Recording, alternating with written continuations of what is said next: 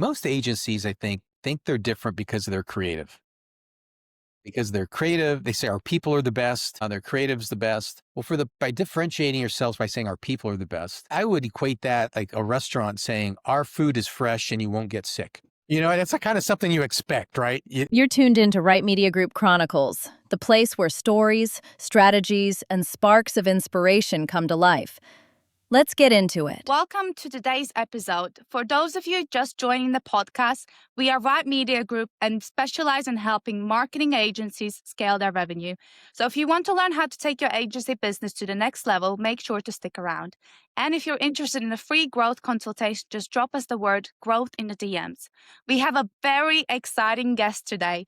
John, would you mind to introduce yourself to the audience? Sure, Joe. My name is John Gumas, and 41 years. I started and I ran an agency by the name of Gumas, based out of San Francisco. We recently sold our company and merged it into the Commit agency, which is based out of Arizona.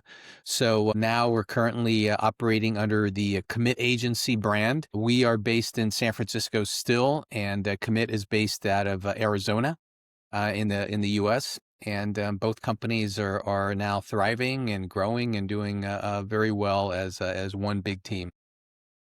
Can you share how Gumas advertising began back in 1984 and what motivated you at the start? Sure, yeah, that was a long time ago. That was 41 years ago. I started the company. I was 12 years old. Wow, really? Genuinely? I'm kidding. I'm not just kidding, trying to be funny, but sometimes that doesn't work. Um, yeah, it was. I actually do have a out of university, San Francisco State University. I have a marketing and advertising degree out of the university, and during that time, I was very involved with working internships, various jobs. So after I had left university, I worked for a couple of big agencies. Mm. And the last one I was working for, very large agency. I remember I would be in these companies would come in looking to hire the agency for their expertise to take on their account. And the first thing the agency owners would ask them is, well, what's your budget? How much money do you have to spend? And if the prospect, the company owner did not provide the right number, the agency owners would literally just stand up and say, "Thank you very much. We can't help you." And so this kept happening over and over. So one day there was one particular individual that came in, and he had a great business idea. And again, he was asked how much money do you have to spend, and he gave the number, and it wasn't the agency owners wanted to hear, so they said, "We can't help you." So I escorted this individual out. They took me in the elevator. We started talking. We kind of hit it off. And I got in the elevator with him and I rode down with him and escorted him out. And during that time, the classic elevator pitch, right? During that time in the elevator, he looked at me and said, or I looked at him, I said, "Wow, this is such a great idea." I go, "What are you going to do now?" "Well, what are you going to do?" He says, "I'm not sure. I need help, but I'm not sure where to get it." And he looks at me and says, "Why don't you help me?" And shortly after that was the start of Gumas. And so over that time, our clients were the underdogs, right? The companies that were really needed to grow and build, and were up against competitors that were established, that were outspending them, that had significant more resources than they. And so over the years, we developed and trademarked this methodology that we call challenger brand marketing. And that is a trademark term to us. I wrote a book on it, which just, recently became a bestseller, which I was excited about. So Congratulations on that, thank by you. the way. Thank you very much. And over that time, we just helped companies take themselves from whatever place they were to bigger, more successful companies in a very methodic, proven way. So that methodology proved to be very, very valuable, and was a big catalyst in our recent sale to commit agencies. That was.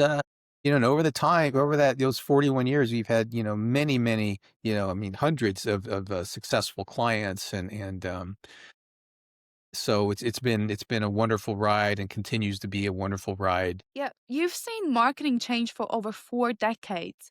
What stands out the most? Wow. There's 4 decades is a lot of change. Yeah. When I remember when computers came in, computers are always there, but they really started to play more and more of a role, especially in production. as agencies completely changed how they would produce an ad, whether it's a print ad or especially a print ad, how they produced it, with desktop publishing coming in, and everyone thought the industry would just change dramatically. It was like the end of the world for agencies and production companies, but it wasn't, right? It changed. And you go through the dot-com bust, and you go through all these different changes, but agencies, the successful agencies are the ones that anticipate what's going to happen, anticipate change is coming, and they remake themselves in order to become an expert at whatever that new thing is. They morph themselves into being able to deal with the new reality. Those are the successful agencies, and over during these various periods of time of change, I saw many agencies just go broke, just go under, Mm.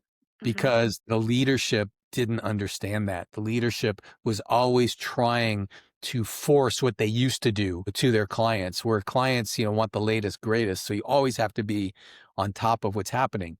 But the agencies that have survived all these years are the ones that anticipated the change, understood the change, knew the change was coming, and embraced the change for the better. And we're in the middle of probably the biggest one we will ever see right now, and that is with AI. What do you think about AI? Because you've seen so much change. Do you think it's going to change the industry as well? Maybe not now, but in a few years' time. The answer is hell yes, would be the answer to that. In what form? I think it's a little too early to tell, because we're still in kind of the wild west portion of AI. As with big changes like this in the past, you always kind of wait, or we kind of wait to see what starts to shake out, right? What tendencies are happening? Where do you really need to focus your energy? Because there's so many players, or so many technologies, there's so many potential options in which to go. So we're kind of sitting back watching it, but I can tell you it will be huge. And I don't think it's going to be a couple years. I think it's going to be a matter of months before we know, because this is happening so fast. And that's probably the scariest part of it, is how fast it's happening. And for agencies, you may not have the time to adjust, right? So agencies need to be on top of that now, and they need to convince their clients that they're on top of it, and they need to comfort their clients that they're on top of it. I mean, I was just in a meeting in our company, right, where our creative team made a presentation to the executive team, to us, and they essentially presented to us a TV commercial that they created for a client.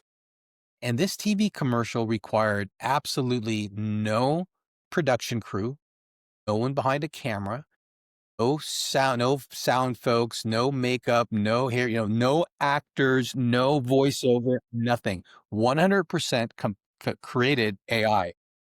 It was pretty darn good. Yeah, I can It was imagine. pretty, Approximately. well, I would say anywhere from 150 to $250,000 as a conservative guess.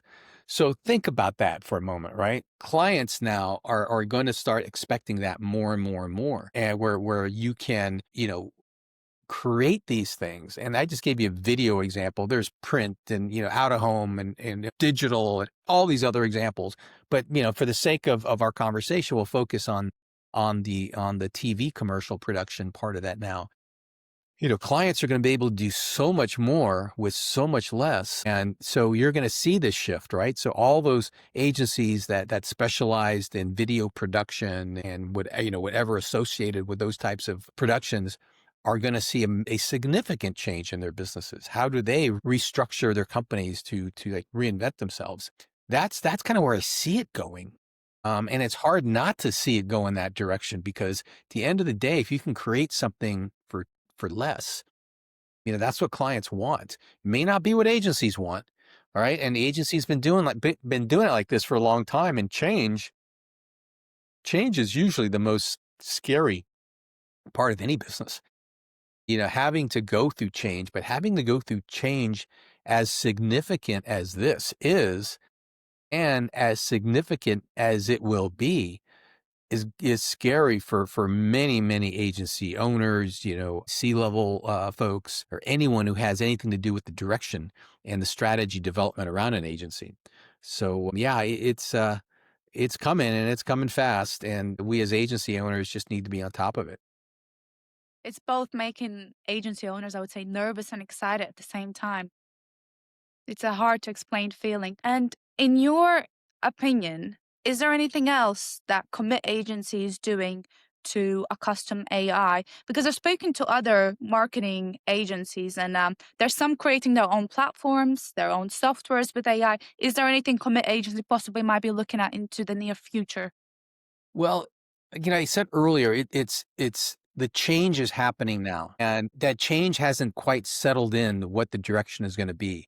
So we have decided not. We're watching things very, very closely to not quite yet invest in creating some sort of platform that may be completely obsolete 3 months from now, 4 or 5, 6 months from now. So we're not going that route. What we are doing though is we are educating our clients. We are talking to our clients about it. We are showing our clients like this TV AI production and other things. We are showing these to our clients so they understand the technology, they understand the potential, but they understand the pros and the cons. All right. So we talked about the pros. The pros, are usually cost. Are, why I could do something faster, cheaper, and that's certainly a massive pro. But here's the con. The con is you still what sells is emotion, right? What sells, what creates a brand, what creates success in any marketing campaign is human emotion. I don't think AI is quite there where it can still mimic or create what a human can create in terms of emotion. So we're seeing AI now as we use it. I'm in San Francisco, so I'm going to use a baseball analogy. This maybe go right over your head, so I I like apologize. that, yeah, because it's right behind you. Yeah, yeah, exactly. I gotta throw that in somehow. But we start our campaign using AI, we start at second base, right? It's where we're not using it to complete the entire project, entire campaign, but we're using it to accelerate our creativity, to accelerate our timing, to help us, but we still need and have the human touch, putting on the final pieces, driving everything. So if you rely 100% on AI to do this, that will blow up, I think, on you because Blow up in it's your just face, in yes. your face because it's not quite, it doesn't quite have the human touch. It doesn't quite have the emotion that's needed. And the other part of that is you don't know where that data is being gathered from. You don't know where it's coming from. You don't know if someone else owns it. You don't know, the validity sometimes of how AI is generating what it's generating for you, especially from a copy side, a writing side. Because you wanna stand out, you don't wanna sound like everyone else, but and by 100% using I think you will sound like everyone else, whoever else is using AI, for example, for the same similar type of copy. Yeah, exactly. And it's, not only that, but what makes a brand unique, what makes a company unique is the essence of who they are. All right. The emotion of what they stand for. And that's what customers, relate to. And AI cannot extract that emotion. AI cannot really articulate that emotion and in essence build the brand that ties into that emotion. So it's a great tool, but we're not relying on it 100%. We're learning now what we can rely on it for. We're learning what it's capable of doing, and we're learning what its limits are as well right now. So, I think it's just because it's happening so fast, I think agencies just need to be really, really careful on maybe over relying on AI.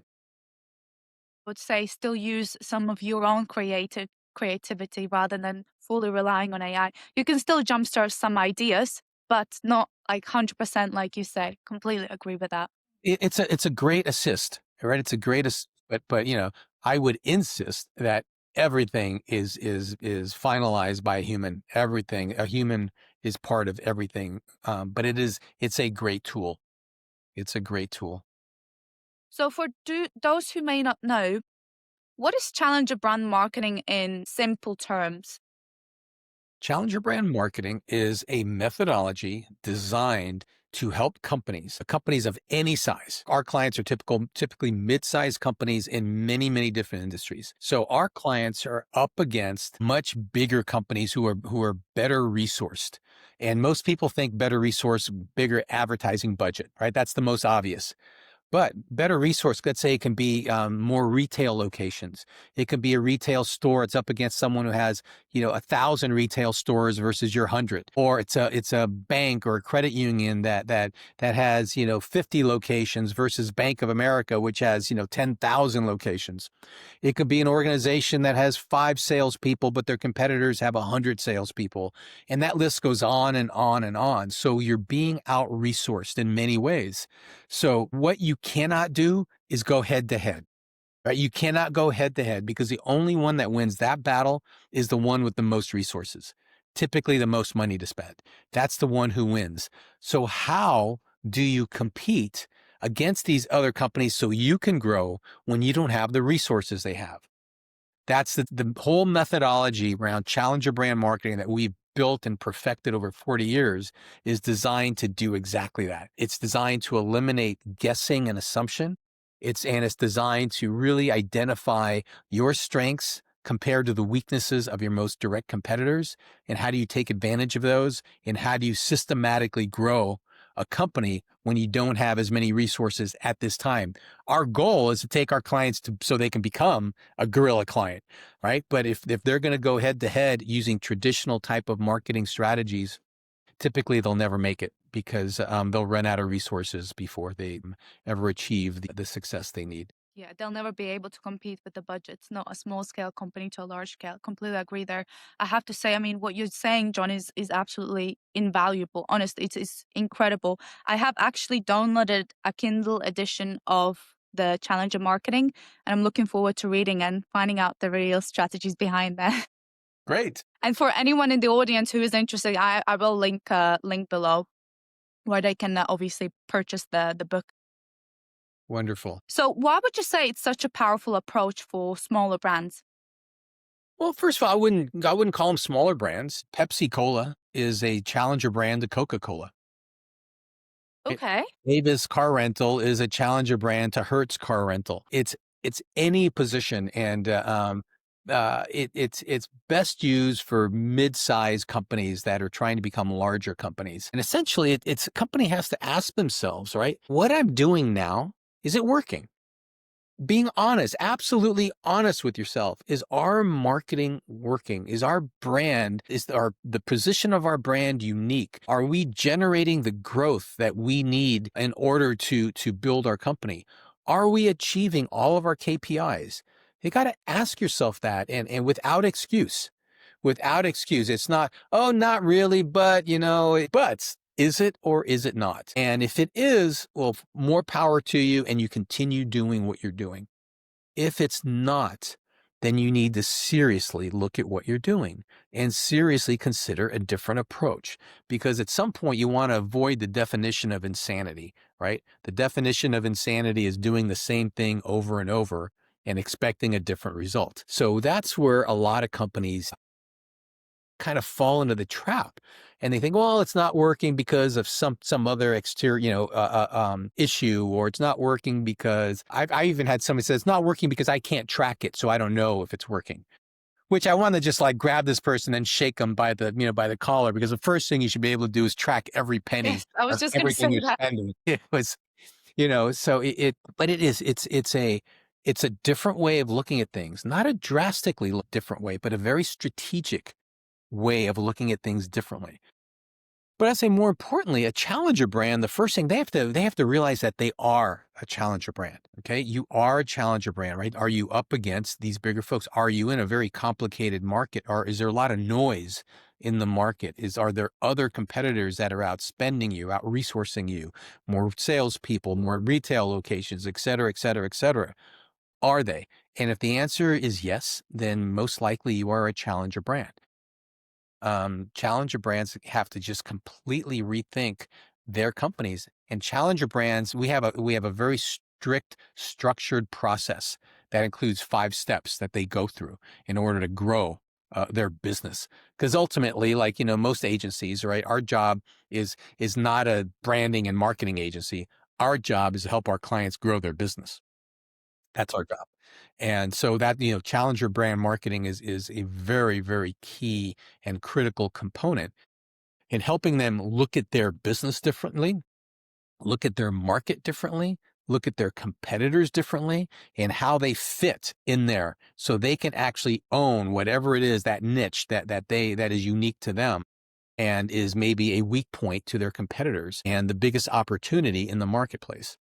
So it's a lot of moving parts, but that's what it is. And it's, again, it's just this process of thinking differently and looking at your company in a unique way. And 41 years, it works. It works 100% of the time. And we've had clients that have been with us almost that entire time, and they started as small companies, and now they're significant. And we've had many companies along the way that have sold their companies for huge multiples because of how they've branded and positioned their companies, and many times thanked us for that. So it's again, it's just a unique form of marketing, and in today's world, things are changing. And over the last 40 years, things have been changing. So companies have to change with that and be a step ahead, like we discussed. And challenger brand marketing does that. And that's what it allows these companies to do. Always be ahead, always grow, always be very, very smart. Because it's not always about spending more, but it's about spending smartly. And it's not always about, it's always, it's about being smarter than your competitors, outthinking them versus outspending them. So, what would set top tier agencies apart in such a crowded market? The agencies or clients? Agencies. Well, you have to, I've I have a lot of friends that run agencies, and I'm involved with a lot of organizations that meet with other agency owners. Been doing that for a long. Most agencies, I think they're different because they're creative. Because they're creative, they say our people are the best, their creative's the best. Well, by differentiating yourselves by saying our people are the best, I would equate that like a restaurant saying our food is fresh and you won't get sick. That's a kind of something you expect, right? It's Yeah. kind of a prerequisite, you expect it. And every agency says their people are the best. And regarding creative, lots and lots of agencies do great creative. And you hope that the creative that you develop, that prospect likes. So still, I wouldn't say that is a differentiator, but strategy is. And I'm seeing over the years, it used to be creative used to drive everything. But now I'm seeing a strategy drives everything. Strategy in terms of how the results that you generate, the growth that you create for your clients, how can you show that? How can you demonstrate that? Because great creative, as a lot of agency owners know, great creative doesn't always work. It's like, wow, that's great. I thought it was the catchiest thing, but it didn't really work. What happened? Well, great strategy always works because the creative then connects to the strategy versus the other way around. And I think many agencies, most agencies I see are getting smarter to this and understand this, but you got to figure out what makes you unique. Okay. And, a lot of agencies essentially do the same thing. And so, it's how do you make yourself different from all the others? And that you can either do that by focusing in a segment and a niche. You can have a niche or a certain vertical. The only thing dangerous about targeting in a vertical is, everything ebbs and flows, right? So when that vertical is doing well, you're doing well. But when that industry changes and that vertical is not doing well, take, hospitality or anything like that, where a recession hits, you're going to hurt. So would you say right now, if a marketing agency was to stand out, if they were a general marketing agency, would they have less of a chance than being a specialist in a specific niche? Yeah, absolutely. I agree with that. But I think you can do both. I think you can do both. I think you can have a specialty in whatever it is. I'll take us for an example, right? Because it's the easiest example for me to describe. Our unique position is a methodology, right? Challenger brand marketing. That's what makes us unique. No one else can say that because we own it. It's trademarked to us. And if anyone tries to say that or take that niche, they are actually violating a trademark, which is can be very troublesome for them. So that's our niche. We work in many different industries because challenger brands are the same, whether they're in the financial industry, in the retail industry, and with the medical industry, it doesn't matter. A challenger brand is a challenger brand. So that's what makes us unique. And that's what allows us to kind of break through the clutter. And I think every agency needs to find out what makes them unique. Maybe it is a certain approach. Maybe it is a way they're doing email marketing, or is a way they're doing digital research, or there's whatever, or it's a way they're incorporating AI into whatever they're doing.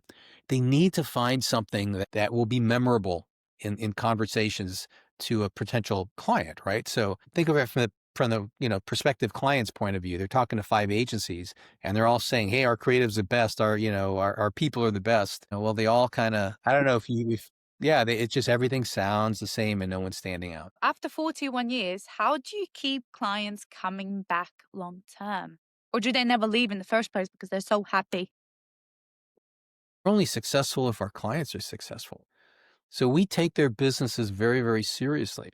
And we create relationships with clients.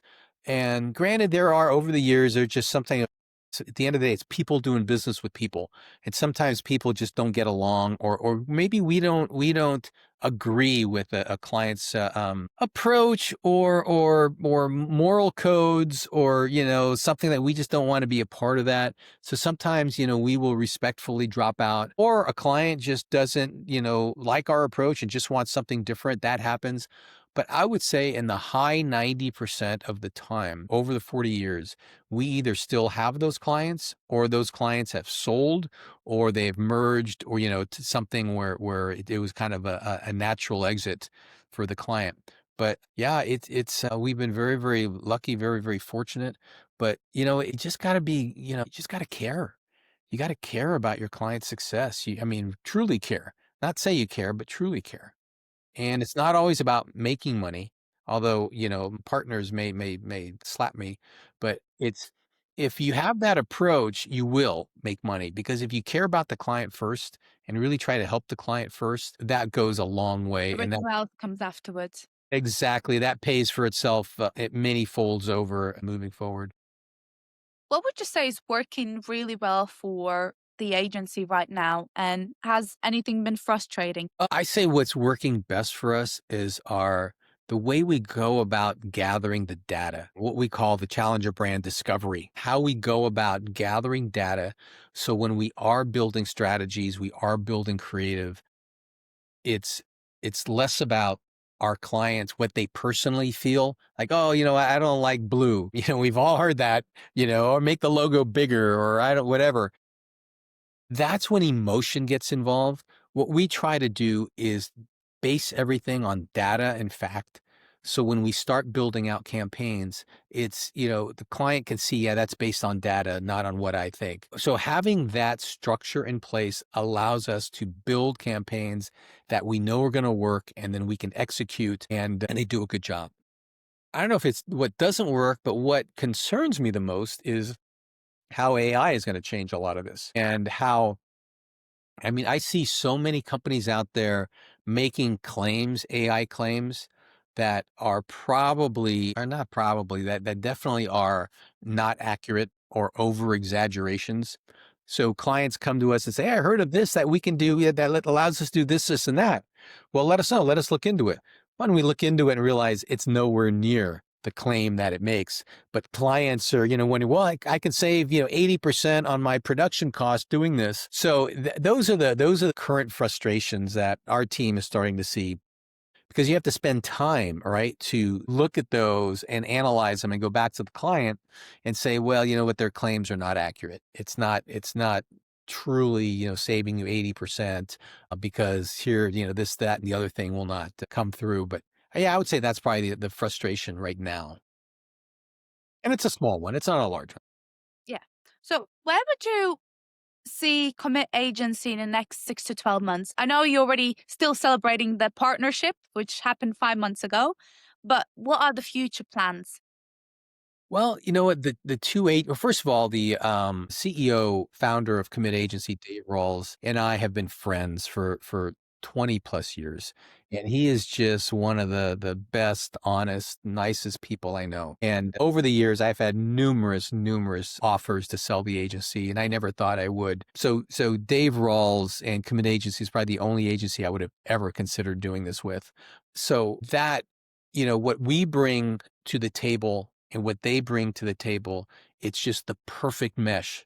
I mean, literally is the perfect mesh of complement. So, right now our clients are really starting to see the difference.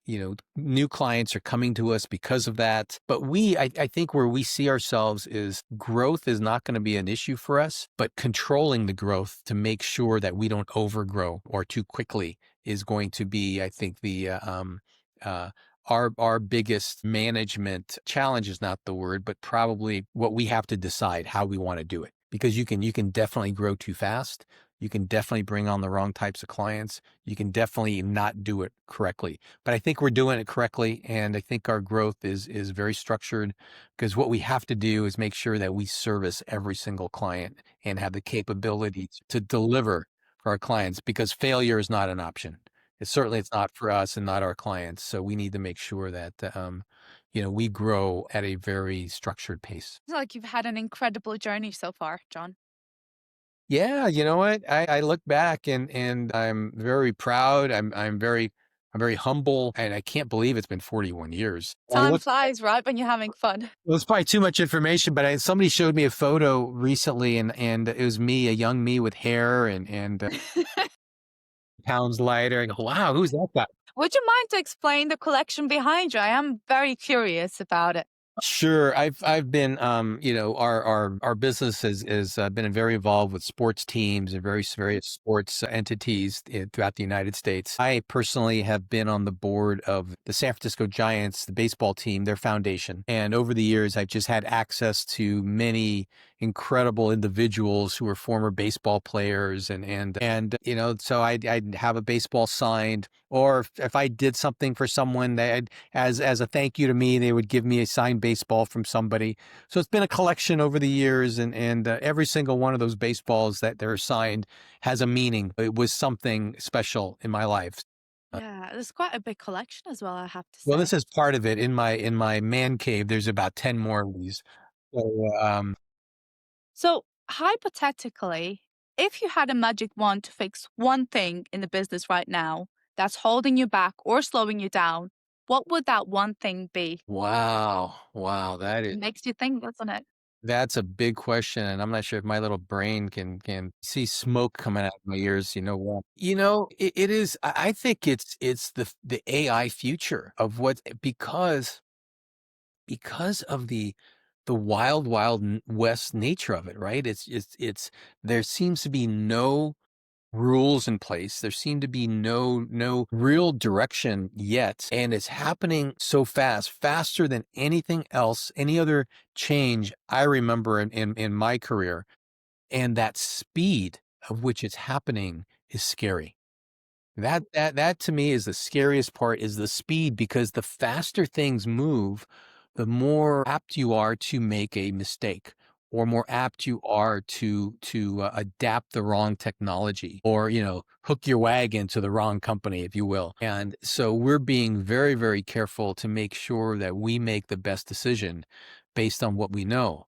But here's the reality of it. Whatever we decide, no matter how much research we do and whatever we decide to utilize in our company, 6 months from now, a year from now, there's going to be something bigger, better, greater. And what we've invested in, it may even be obsolete. Who knows? Where that's always been the case, right? But at least you would get a few years out of whatever decision you made, whatever you bought, whatever, software, back then software. Although I understand software is going away too with AI, but it's a whole nother discussion. But it's just going to happen so quickly. And like I said, it's just that the odds of making a mistake when things happen quickly increase. Thank you, John. If people wanted to connect with you, where could they find you or Commit Agency? Sure, they can go to commitagency.com. They can email me at jgumas, that's JGUMAS, at commitagency.com. and I will, ask for me. And if they have a question, happy to talk to them. All they have to do is mention your name, Joe, and all they have to do. Yeah. Okay. No, it's been great, John. Thank you. It's been an absolute privilege to have you on this podcast. Thank you, Joe. It's been my pleasure. Thank you so much.